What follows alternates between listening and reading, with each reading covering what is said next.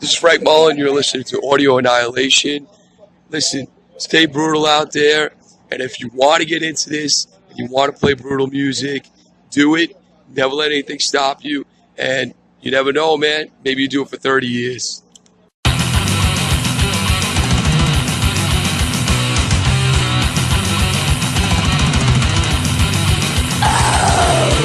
This is Audio Annihilation! And I'm your host, Morbid Murphy. Those were some inspiring parting words that I got from Frank Mullen when I got to see Suffocation the other night on their Farewell to Frank tour. Death metal is going to be sad and hollow without you, buddy. But farewell, and thank you again for all that you've done for our music. Now, going off a little bit of what he said, today's theme for Audio Annihilation is commitment. When you're making music like this, you're not doing it to sell platinum albums. You're not making death metal to play in front of a million screaming fans. You're playing it to maybe someday play in front of a couple of hundred drunk guys, sweaty and yelling. If you're lucky, you get to one of the bigger stages, and there's a couple thousand of us, still drunk, still sweaty and yelling. But it's awesome. It's paradise. And so this week's artist feature is Dark Phantom from Iraq. When you play music like this,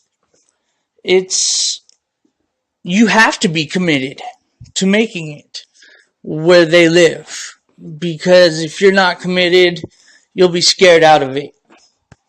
I did a bit of an interview with Murad, I hope I said that right, buddy, and Mir of Dark Phantom, and you'll see what I mean about commitment by the end of this. Enjoy. Tell me, what was your first metal album, and where did you get it? My first CD was Metallica Black Album, and I get it from U.S. Army after Iraqi war, when we talked with American armies about music or movies, and he dedicated me Metallica CD, and it was awesome. What bands do you think have influenced you the most? The most bands who inspired me, sure, Metallica, the first band, because they are the first bands who I listened to them, and also Slayer, Megadeth, Lamb of God, but also Metallica was a dream. When I was listening to them, I dreamed to see them live, and I did it, and I completed my dream. Oh man, there is nothing like the feeling when you're seeing your favorite band live, in person, on the stage, playing all your favorite songs. Hell yeah, man. I'm happy that you've got to experience that dream.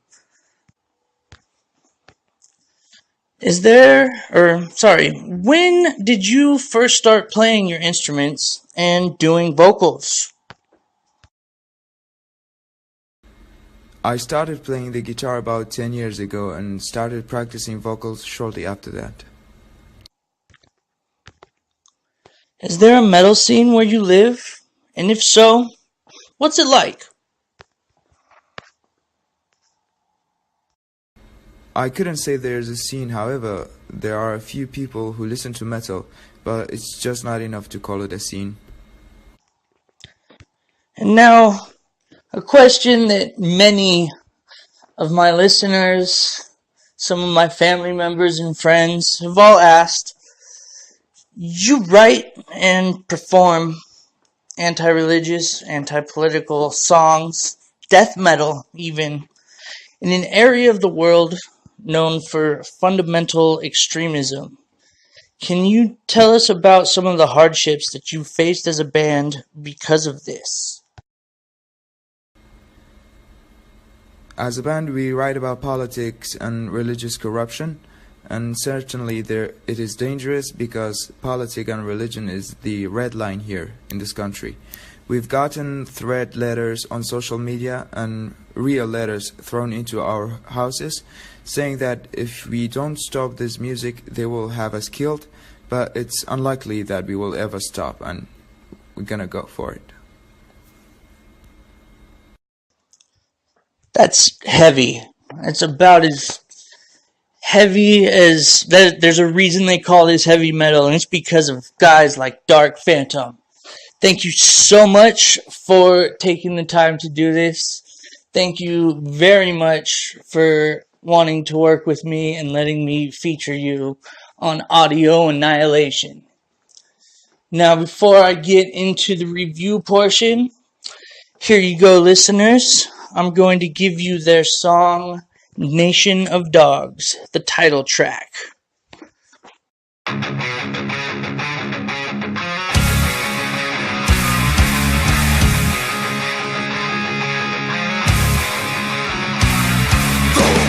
Aggression found, infecting among us, madness filling of the liberation of our minds.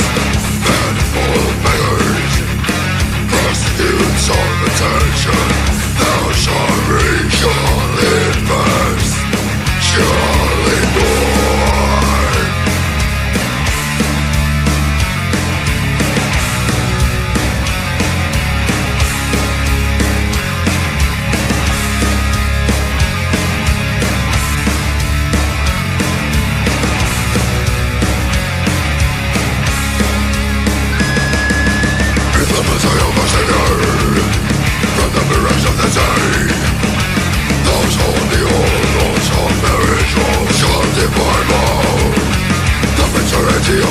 Minority of true.